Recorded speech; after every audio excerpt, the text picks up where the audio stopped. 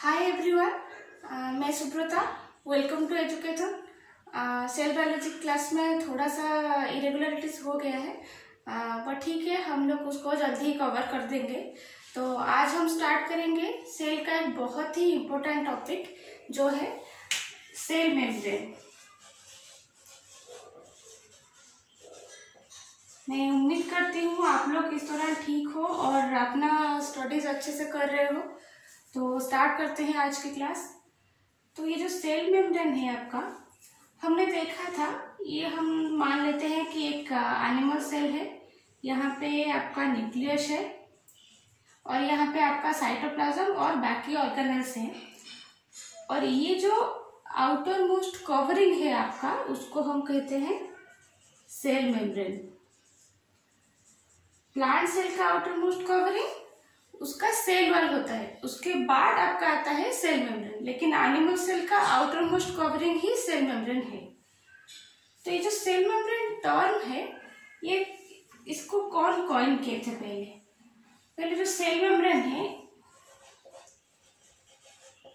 दो साइंटिस्ट थे, एक थे नागेली एंड दूसरे थे क्रामर। आई थिंक ये सी है। Nageli and Cramer cell membrane term है, इसको कॉइन किए थे। सेल मेम्ब्रेन को प्लाज्मा मेम्ब्रेन भी बोला जाता है। तो प्लाज्मा मेम्ब्रेन कौन बोले थे? पेपर। सेल मेम्ब्रेन को और एक टर्म से भी नाम से जाना जाता है, जो है कि प्लाज्मा लेमा। इसको कॉइन किए थे J.Q. फ्लावर। एक साइंटिस्ट का नाम आप याद रखो, आपके शॉर्ट क्वेश्चन में आ सकता है ये चीज। तो ये जो आउटर मोस्ट कवरिंग है एनिमल सेल का या फिर प्लांट सेल का, सेल वॉल के बिलो जो कवरिंग है सेल, उसको हम सेल मेम्ब्रेन, प्लाज्मा मेम्ब्रेन या फिर प्लाज्मा लेमा कहते हैं। मोस्टली ये दोनों टर्म ही ज्यादा आपका यूज होता है, सेल मेम्ब्रेन या प्लाज्मा मेम्ब्रेन। तो सेल मेम्ब्रेन के लिए ये साइंटिस्ट, प्लाज्मा मेम्ब्रेन है, और प्लाज्मा लेमा के लिए J.Q. फ्लावर। तो उसके बाद देखते हैं कि ये सेल मेम्ब्रेन फंक्शन क्या करता है। आप देखोगे आपके बुक में भी ये चीज मेंशन है कि ये एक सेल मेम्ब्रेन में अगर आप मतलब प्रोटेक्शन लेयर है, ये एक बाउंड्री है, तो क्या काम करेगा? तो प्रोटेक्ट करेगा। किसको प्रोटेक्ट करेगा? देखिए, ये जो सेल है आपका, इसके अंदर ये जो इसका दो एनवायरनमेंट है। ये जो सेल के इंटीरियर में जो भी कंटेंट है, वो क्या हुआ? उसका इंटरनल एनवायरनमेंट। सेल के बाहर का जो एनवायरनमेंट हुआ, वो हुआ एक्सटर्नल एनवायरनमेंट। और एक सेल तो नहीं होता है आपके बॉडी में, उसके साइड में और भी सेल है। तो ये सेल मेम्ब्रेन करता क्या है? ये जो इंटरनल एनवायरनमेंट है या फिर आप बोल लो कि इंटरनल कंटेंट है, इसको आपका एक्सटर्नल एनवायरनमेंट से प्रोटेक्ट करके रखता है। मतलब ये जो इंटरनल कंटेंट को ऐसा नहीं कि वो फ्रीली अलाउ कर देता है कि बाहर चला जाए, या फिर एक्सटर्नली जो चीज है उसको बोल देता है फ्रीली कि अंदर चला जाए। तो ये इसको प्रोटेक्ट करके रखते हैं। और क्या प्रोटेक्ट करता है? साइड में जो दूसरे सेल है उससे भी वो प्रोटेक्ट करके रखते हैं। मतलब इसका इंटरैक्शन, इंटरनल कंटेंट का इंटरैक्शन इससे भी प्रिवेंट करता है, इससे भी प्रिवेंट करता है। तो सेल को एक आइडेंटिटी देके रखता है, प्रोटेक्ट करके रखता है। और एक चीज जो आप मेंशन है आपकी बुक में, आपने देखा होगा, तो ये चीज एक मेंशन है कि सेल मेम्ब्रेन आपका पोरस है, और वो क्या करता है? मूवमेंट अलाउ करता है। मूवमेंट मतलब इनवर्ड एंड आउटवर्ड, बोथ दोनों तरह का मूवमेंट अलाउ करता है मॉलिक्यूल्स का। आपको नहीं लग रहा स्टेटमेंट थोड़ा कॉन्ट्राडिक्ट कर रहा है? एक तरह से ये बोल रहा है कि इंटरनल एनवायरनमेंट को, जो इंटरनल कंटेंट है, उसको प्रोटेक्ट करके रखता है। दूसरा बोलता है कि पोरस से और मॉलिक्यूल को अलाउ करता है, मतलब यहाँ के कुछ मॉलिक्यूल यहाँ भी आने देता है और बाहर से भी आने देता है। एक्चुअली ये दोनों सेंटेंस सही है, फंक्शन को दोनों ही करता है। कैसे करता है? पोरस मतलब ऐसा नहीं है कि वो फ्रीली, मतलब इसके अंदर में जो भी कंटेंट हो वो ऐसे ही आराम से उसको बाहर जाने देता है, या फिर बाहर के सारे जो कंटेंट है उसको अंदर आने देता है। तो वो क्या करता है, वो सिलेक्टिवली काम करता है। मतलब जो चीज सेल को रिक्वायर्ड है उसको वो अंदर अलाउ करता है, जो अननेसेसरी चीजें सेल में है, जो उसको सेल की और जरूरत नहीं है, उसको वो बाहर जाने देता है। तो आप बोल सकते हो कि सेल मेम्ब्रेन एक गेटवे की तरह काम करता है। मतलब ये एक ऐसा प्रोटेक्टिव बैरियर है या फिर एक ऐसा गेटवे है जो आपके जो मॉलिक्यूल है, अब मान लो कि उनसे गेट पास मांगता है, तो बगैर गेट पास के मॉलिक्यूल अंदर और बाहर नहीं जा सकते।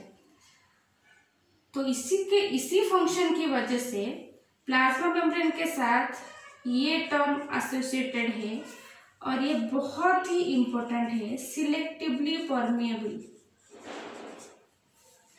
अगर आप प्लाज्मा मेम्ब्रेन की स्ट्रक्चर एंड फंक्शन को बहुत अच्छे से समझ जाओ तो आपको पूरा सेल का ओवरऑल फंक्शन बहुत हद तक समझ में आ जाएगा और आगे आपको दिक्कत भी नहीं होगी। तो इसीलिए इस पोर्शन को बहुत अटेंटिवली आप सुनो। Selectively permeable, plasma membrane is selectively permeable in nature. अभी हमने देखा क्या, कैसे प्लाज्मा मेम्ब्रेन मॉलिक्यूल का मूवमेंट अलाउ करता है both inward and outward, but ऐसा नहीं कि कुछ भी अंदर आ सकता है और कुछ भी अंदर से बाहर जा सकता है। सिलेक्टिवली वो करता है, सिलेक्शन करता है सारे मॉलिक्यूल को कि किसको अंदर जाने देना है और किसको बाहर हमको लेके आना है। तो इसी वजह से ये बहुत ही इंपॉर्टेंट फंक्शन है प्लाज्मा मेम्ब्रेन का, सिलेक्टिवली परमेएबिलिटी। तो प्लाज्मा मेम्ब्रेन नहीं, सिलेक्टिवली परमेएबल, इसको नहीं भूलना है। फिर हम आते हैं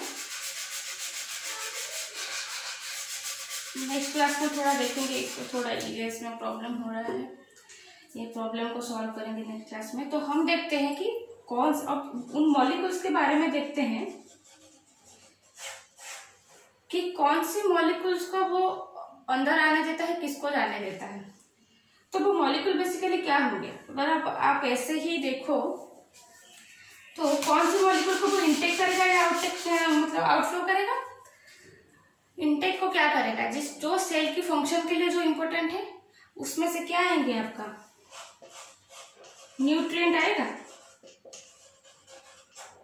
आपके जो न्यूट्रिएंट्स में क्या आएंगे, क्या इंपॉर्टेंट है सेल के लिए, आप क्या खाते हो, जो भी जरूरी है आपका सेल के फंक्शन के लिए, न्यूट्रिएंट में क्या आएंगे, carbohydrate, proteins, fats, vitamins, minerals, ये सारा न्यूट्रिएंट चाहिए सेल सर्वाइवल के लिए।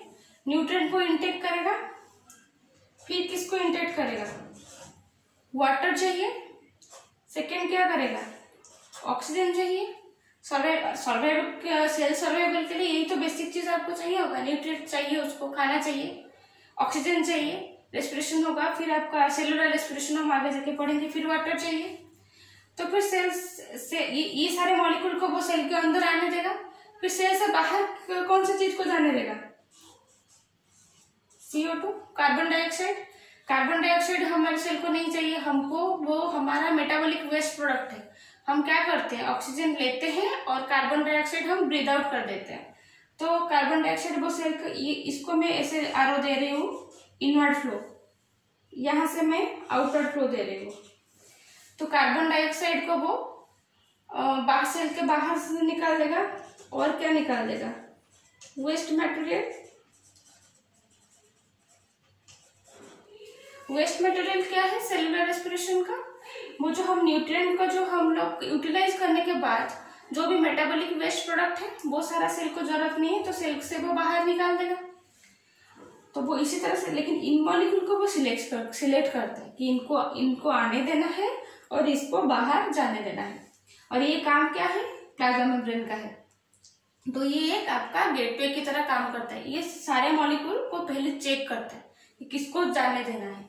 और उसमें क्या होता है, जो भी मॉलिक्यूल प्लाज्मा मेम्ब्रेन सेल के अंदर एंटर करते हैं उनमें भी एक तरह का सिलेक्शन होता है। जैसे कि कुछ मॉलिक्यूल है जिनको वो बहुत इजीली अलाउ कर देता है सेल के अंदर, कुछ मॉलिक्यूल है जिनको थोड़ा सा डिफिकल्टी के साथ वो अंदर अलाउ करता है। अब देखते हैं वो क्या मॉलिक्यूल है, क्योंकि आपका ये जो ट्रांसपोर्टेशन है तो मॉलिक्यूल का इनवर्ड एंड आउटवर्ड फ्लो, ये प्लाज्मा मेम्ब्रेन का एक बहुत ही बेसिक एंड इम्पोर्टेंट फंक्शन है। तो इसी को हम बहुत अच्छे से पढ़ेंगे कि ये जो सारा आपका मॉलिक्यूल हो गया, ऑक्सीजन हो गया, कार्बन डाइऑक्साइड हो गया, न्यूट्रिएंट्स हो गया, इन सब में भी वाटर हो गया, कुछ मॉलिक्यूल को वो बहुत इजीली अलाउ कर देता है। मतलब ये जो आपका प्लाज्मा मेम्ब्रेन है, इसके थ्रू ये सारे इस लेयर के थ्रू कुछ मॉलिक्यूल्स बहुत आसानी से आ सकते हैं या जा सकते हैं। दोनों तरह के मैं आरो यहाँ पे दिखाने की कोशिश कर रही हूँ। आने में क्या हुआ आपका, क्या कौन से मॉलिक्यूल को एंट्री चाहिए, ऑक्सीजन को, वाटर को, आउटवर्ड फ्लो किसका चाहिए, कार्बन डाइऑक्साइड को। तो ये जो है ऑक्सीजन, कार्बन डाइऑक्साइड, वाटर, इनको बस बहुत इजीली आने देता है। इजीली आने देता है मतलब एनर्जी की जरूरत नहीं पड़ती है इन लोगों के लिए। हमारा सेल में जैसे कि डिवीजन ऑफ लेबर बेस्ड है हमारी बॉडी में, वैसे ही आपका जो यूटिलाइजेशन है कि किसको कब यूटिलाइजेशन करना है, जरूरत से ज्यादा वो कोई भी चीज यूटिलाइज नहीं करता। तो एनर्जी जहाँ पे जरूरत नहीं है वो नहीं खर्चा करता है, बहुत ही, इसको भी वो बहुत ही अच्छे से यूटिलाइज करता है। तो इन मॉलिक्यूल का ट्रांसपोर्ट के लिए, ऑक्सीजन का एंट्री और CO कार्बन डाइऑक्साइड को आउटफ्लो कराने के लिए, या फिर वाटर का इंटेक के लिए वो कोई भी एनर्जी खर्चा नहीं करता। बिना एनर्जी के हेल्प से वो आराम से इन लोगों को आने जाने देता है प्लाज्मा मेम्ब्रेन। कुछ मॉलिक्यूल्स ऐसे होते हैं जिनको, जो आप बोले थे ना एक वर्ड, पोरोस। पोरोस मतलब कुछ प्रोटीन चैनल्स या पम्प्स प्रेजेंट होते हैं। मतलब बेसिकली कुछ प्रोटीन मॉलिक्यूल्स होते हैं जिनके थ्रू आपका मॉलिक्यूल का इनटेक या आउटटेक पॉसिबल होता है। तो कुछ लोगों को, कुछ मॉलिक्यूल्स को वो इजीली आने जाने दिया, कुछ मॉलिक्यूल्स को वो क्या किया कि ये बिना एनर्जी के, एनर्जी मतलब ATP, कुछ को क्या किया, उनको आने देता है या फिर जाने देता है, लेकिन एक गेटवे के थ्रू, मतलब एक चैनल के थ्रू। मतलब ये जैसे आराम से लेयर के, प्लाज्मा मेम्ब्रेन के लेयर से पास कर गए, वैसे कुछ मॉलिक्यूल ऐसे आराम से लेयर से नहीं आ सकते। इनको भी एनर्जी की जरूरत नहीं, इनको एनर्जी नहीं चाहिए, बस बोलता है कि चैनल के थ्रू इनवर्ड फ्लो या आउटवर्ड फ्लो होगा। यहाँ पे भी एनर्जी जरूरत नहीं है, यहाँ पे भी एनर्जी जरूरत नहीं है। कुछ मॉलिक्यूल्स को वो क्या करता है, बोलता है ऐसे चैनल्स के थ्रू ही जाओ, लेकिन उनको एनर्जी की जरूरत होती है। मतलब कुछ मॉलिक्यूल बहुत इजीली फ्लो कर गए, कुछ मॉलिक्यूल चैनल्स के थ्रू फ्लो किए लेकिन एनर्जी के बिना, कुछ को चैनल्स भी चाहिए प्लस एनर्जी भी खर्चा करना पड़ता है। तो इसमें तो आ गए ऑक्सीजन, वाटर और कार्बन डाइऑक्साइड, ऐसे गैसियस सब्सटेंसेस आ गए। कुछ इसमें आ गया, इन दोनों में कुछ ऐसे मॉलिक्यूल्स आएंगे, जैसे इसमें सपोज कोई आयन को लेना होगा, ठीक है, यहाँ पे बिना एनर्जी के भी कुछ प्रोटीन्स को लेना होगा, अमीनो एसिड को सपोज लेना होगा। ये सब जब हम सेल खत्म कर देंगे तो इमिडिएटली हम बायोमॉलिक्यूल्स पे यूनिट स्टार्ट करेंगे बहुत जल्दी, ताकि आपको ये टर्म थोड़ा अच्छे से समझ में आए। तो कुछ को हम वो ऐसे आने दिया, कुछ को वो चैनल विथ एनर्जी के साथ अलाउ किया। तो ये सिलेक्टिवली परमेबिलिटी कर रहा है, यहाँ पे वो स्क्रीनिंग कर रहा है पूरा। तो आपको नहीं लग रहा है कि ऐसा क्यों हो रहा है, कुछ को इतना इजीली अलाउ कर रहा है, कुछ के लिए एनर्जी खर्चा करना पड़ रहा है। तो आप एक चीज यहाँ पे नोटिस करो, ये जो मॉलिक्यूल के स्ट्रक्चर को थोड़ा सा एनालाइज करो, कुछ डिफरेंसेस आपको दिख रहा है। आपको मे बी ग्लूकोज, प्रोटीन्स, ये सब का मे बी डिटेल स्ट्रक्चर ना पता हो, लेकिन आपको वो हम आगे देख लेंगे, पढ़ेंगे आगे। ये ऑक्सीजन, वाटर, इसमें और इसमें कुछ डिफरेंस दिख रहा है, स्ट्रक्चरल डिफरेंस कुछ है जिसकी वजह से वो ऐसा कुछ हो रहा है, बिल्कुल है। एक टर्म सुने हो पोलैरिटी, केमिस्ट्री में पढ़े होंगे polar, non polar and neutral. ये कुछ इसी का ही खेल है। जो प्लाज्मा मेम्ब्रेन जो अलाउ कर रहा है, तो बेसिकली वो थोड़ा पोलैरिटी को भी चेक कर रहा है यहाँ पे। तो कुछ मॉलिक्यूल्स को, ये सारे नॉन पोलर हैं, इनका ये पोलर है, ये ओवरऑल नॉन पोलर है, इनका डाइपोल कैंसिल है। अगर आपको किसी में भी पोलैरिटी और नॉन पोलैरिटी आइडेंटिफाई करने में प्रॉब्लम हो तो आप हमें कमेंट सेक्शन में लिख के दो, हम इस पे एक सेपरेट वीडियो डालने का ट्राई करेंगे। तो जो नॉन पोलर मॉलिक्यूल है या फिर अनचार्ज्ड पोलर है, जिनमें चार्ज नहीं है, वो थोड़ा उनको इजीली ट्रांसपोर्ट करा दे रहा है, इजीली अलाउ कर दे रहा है। लेकिन जो चार्ज्ड मॉलिक्यूल है उनके लिए उनको एनर्जी, वो सेल को एनर्जी खर्चा करना पड़ रहा है। एनर्जी खर्चा करके क्यों अलाउ कर रहे हैं? बेसिकली ये जरूरत होगा। जो भी चार्ज्ड होंगे, चार्ज्ड पार्टिकल हैं जिनको प्लाज्मा मेम्ब्रेन को चाहिए इनवर्ड लेना या फिर आउटवर्ड लेना, वो इनके लिए एक्स्ट्रा एनर्जी क्यों खर्चा कर रहा है? क्योंकि वो सेल को जरूरत है, उसके बिना सर्वाइवल मुश्किल होगा, इसी वजह से। तो ये जो डिफरेंस है मॉलिक्यूल में, जो स्क्रीनिंग चल रहा है पोलैरिटी के बेसिक पे, तो इसका रीजन क्या होगा? इस प्लाज्मा मेम्ब्रेन के स्ट्रक्चर में भी कुछ होगा, है ना? नहीं तो वो ऐसा क्यों कर रहा है, इस लेवल का स्क्रीनिंग क्यों कर रहा है? उसके स्ट्रक्चर में कुछ ऐसा है जिसके वजह से वो पोलर मॉलिक्यूल को इजी अलाउ नहीं कर रहा है और नॉन पोलर को अलाउ कर रहा है। तो वो हम स्ट्रक्चर जब देखेंगे समझेंगे। तो अभी तक हमने क्या देखा, एक क्विक रिकैप कर लेते हैं। तो बेसिकली सेल मेम्ब्रेन आपका प्रोटेक्टिव बैरियर है और इसका काम सिर्फ प्रोटेक्शन नहीं है। अभी हम देख रहे हैं कि मॉलिक्यूल का जो इनवर्ड एंड आउटवर्ड फ्लो है, ट्रांसपोर्टेशन है, इसमें बहुत इसका रोल है। आगे भी हम उसका स्ट्रक्चर के साथ धीरे धीरे और भी फंक्शन देखते जाएंगे कि इतना इंपॉर्टेंट क्यों है वो। तो ये आउटर कवरिंग है और ये कुछ जो हम लोग देखे उन टर्म, 3 टर्म है, सेल मेम्ब्रेन, प्लाज्मा मेम्ब्रेन। ये ऑल्टरनेटिवली यूज होता है सेल मेम्ब्रेन के लिए, साइंटिस्ट का नाम देखे। और ये फंक्शन में हम अभी तक 2 फंक्शन यही देखे, प्रोटेक्शन एंड सिलेक्टिवली परमेबिलिटी। तो plasma membrane is selectively permeable या semi permeable structure, selectively permeable करता है ये। तो ये जो मॉलिक्यूल है, स्ट्रक्चर से जाने से पहले और एक चीज हम जो जरूरत पड़ेगी देख लेते हैं। तो ये जो लेयर के थ्रू ऐसे ही आराम से पास हो जा रहा है, इसको हम क्या कहते हैं? डिफ्यूजन। नाम सुने हो? ऑस्मोसिस। ऑस्मोसिस का हम लोगों ने डिटेल में देखा था, सेल वॉल का जो फंक्शन पढ़ रहे थे। तो थोड़ा सा उसको रिकैप करो। ऑस्मोसिस के थ्रू कौन फ्लो करेगा? वाटर। डिफ्यूजन में ये लोग जाएंगे। तो बेसिकली क्या होता है? Osmosis is also a type of diffusion, लेकिन ऑस्मोसिस में आपका वाटर का ही, सॉल्वेंट मॉलिक्यूल का ही मूवमेंट होता है। तो डिफ्यूजन हम क्या डेफिनेशन है, हम किसको बोलते हैं? Movement of molecules from higher concentration to lower concentration.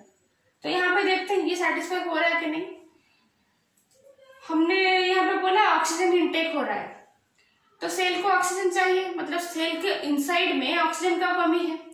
तो ब्लड में क्या हुआ? ब्लड में अब हमारा लंग से ब्लड ऑक्सीजन लेके आया, तो ब्लड में तभी ऑक्सीजन का कंटेंट ज्यादा है। सेल के अंदर में उसको चाहिए, सेल के अंदर में कमी है, तो higher concentration to lower concentration flow हुआ। सेल के अंदर में जो मेटाबॉलिक प्रोडक्ट, मेटाबॉलिज्म जब चलता है तो यहाँ पे CO2 कार्बन डाइऑक्साइड एक्युमुलेट हो जाता है। तो यहाँ पे कार्बन डाइऑक्साइड का प्रोडक्शन ज्यादा हो रहा है, तो वापस वो कार्बन डाइऑक्साइड को बाहर भेजा ताकि वो ब्लड के थ्रू वापस लंग होते हुए बाहर फ्लो हो जाए। तो movement of molecules from higher concentration to lower concentration, ये हुआ आपका डिफ्यूजन। तो सिंपल डिफ्यूजन के थ्रू प्लाज्मा मेम्ब्रेन ये सारे मॉलिक्यूल को, बेसिकली अब मान लो नॉन पोलर मॉलिक्यूल को अलाउ कर देता है। ऑस्मोसिस के थ्रू वाटर को। अच्छा, आप पोलर नॉन पोलर का क्लास लेने से पहले आप एक चीज नोट करके, या फिर आपका एक होमवर्क है, नेक्स्ट क्लास में आप बताना वाटर पोलर है या नॉन पोलर है या न्यूट्रल है, इसका पोलैरिटी क्या है, किसमें जाता है। क्योंकि आप देखोगे तो ये भी थोड़ा नेगेटिव है, ऑक्सीजन नेगेटिव है, इलेक्ट्रोनेगेटिविटी इसका है और इसका इलेक्ट्रोपॉजिटिव, पार्शियल पॉजिटिव चार्ज है ना, हाइड्रोजन को प्लस, तो ये नेगेटिव आता है। तो ये क्या है? तो इसका थोड़ा स्ट्रक्चरल पिक्यूलियरिटी है वाटर मॉलिक्यूल का, ये थोड़ा आप देखो क्या है। नेक्स्ट क्लास में हम डिस्कस करेंगे, जो पोलैरिटी के बारे में देखेंगे। तो ये चीज क्लियर हुआ। डिफ्यूजन के थ्रू आपका नॉनपोलर मॉलिक्यूल को बस सिंपल अलाइव हो देता है, मतलब यहाँ पे कॉन्सेंट्रेशन ज्यादा हुआ तो सिंपल फ्लो करा दिया या फिर यहाँ से इनटेक कर लिया। वाटर का भी ऑस्मोसिस हो गया। बाकी के लिए उसको चैनल या पंप विथ एनर्जी या फिर विदाउट एनर्जी का हेल्प लेना पड़ता है। तो हम लोग अभी देखें ये जो स्ट्रक्चरल डिफरेंसेस की वजह से फ्लो में ट्रांसपोर्टेशन में जो डिफरेंसेस आ रहे हैं वो क्यों आ रहे हैं, क्योंकि प्लाज्मा मेम्ब्रेन के अपने ही स्ट्रक्चर में कुछ पिक्यूलियरिटी होगा जिसकी वजह से ऐसे वो मॉलिक्यूल्स को इनर आउटर फ्लो करा रहा है। तो अभी हम प्लाज्मा मेम्ब्रेन का स्ट्रक्चर मतलब हम देख रहे हैं अपने बॉडी के स्ट्रक्चर में, हमने मतलब एनिमल या प्लांट का स्ट्रक्चर में हम बेसिक स्ट्रक्चर देखे सेल में हम गए सेल वॉल का स्ट्रक्चर एंड फंक्शन देखे। अभी हम देख रहे हैं सेल मेम्ब्रेन का स्ट्रक्चर एंड फंक्शन। तो जब सेल मेम्ब्रेन का स्ट्रक्चर में पहले बहुत सारे थ्योरी प्रपोज हुए थे सेल मेम्ब्रेन के स्ट्रक्चर रिगार्डिंग।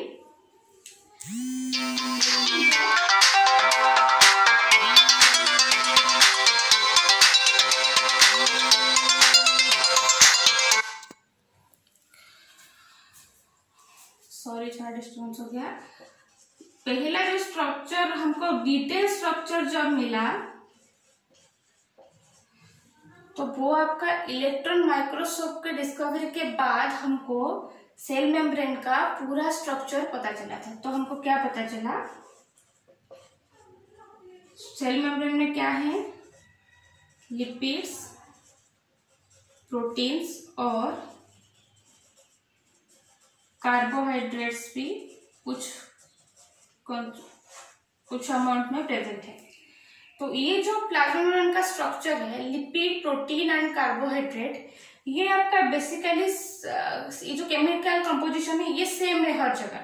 डिफर कहाँ करता है, सेल टू सेल भी वेरी करता है और ऑर्गेनिज्म टू ऑर्गेनिज्म भी वेरी करता है, अमाउंट में वेरी करता है कि लिपिड का कितना अमाउंट है, प्रोटीन कितने अमाउंट में है और कार्बोहाइड्रेट कितने अमाउंट में है, ये कंपोजिशन आपको वेरी करेगा। बाकी ये चीज सेम है। जैसे कि सपोज आप मान लो कि एक आरबीसी है, ब्लड सेल है या लीवर सेल है, तो लीवर सेल में ये 3 रहेंगे, आरबीसी में भी ये 3 रहेंगे, लेकिन परसेंटेज वेरी करेगा कि किसमें लिपिड ज्यादा होगा, किसमें प्रोटीन ज्यादा होगा। तो ये क्यों वेरी करता है, वो भी आपका फंक्शन बेस्ड है। कौन सा सेल कौन सा फंक्शन कर रहा है, उसको क्या ज्यादा चाहिए, उस हिसाब से आपका ये तीनों केमिकल कंपोनेंट वेरी करते हैं, लेकिन बेसिक केमिकल कंपोजिशन सेम है। जैसे कि हमने सेल थ्योरी में भी पहले पढ़ा था कि बेसिक केमिकल कंपोजिशन सारे में सेम है, बस फंक्शन के हिसाब से अमाउंट वेरी करता है। तो इसमें भी वही है, लिपिड, प्रोटीन, कार्बोहाइड्रेट। और इसी स्ट्रक्चर के साथ प्लाज्मा मेम्ब्रेन के साथ एसोसिएटेड बहुत ही 2 इंपॉर्टेंट टर्म आएंगे, डायनामिक, फ्लेक्सिबल, फ्लूइड। ये तीनों टर्म को, क्योंकि ये हम थोड़ा बेसिक देखे हैं और आपका 11th का जो सिलेबस है उसमें आपका बहुत ही डिटेल में है फ्लूइड मोजाइक मॉडल है, जिसमें आपका हाइड्रोफोबिक हाइड्रोफिलिक कॉन्सेप्ट भी आएगा, ये भी हम लोग देखेंगे। उससे पहले हम पोलैरिटी के बारे में नेक्स्ट क्लास में पहले देख के उसके बाद हम जाएंगे, फिर हम सेल मेम्ब्रेन को कवर करेंगे और हम कोशिश करेंगे कि रेगुलर ये वीडियो डाल के आपका सेल का यूनिट बहुत जल्दी खत्म हो और हम फिर बायोमोलिक्यूल स्टार्ट करें।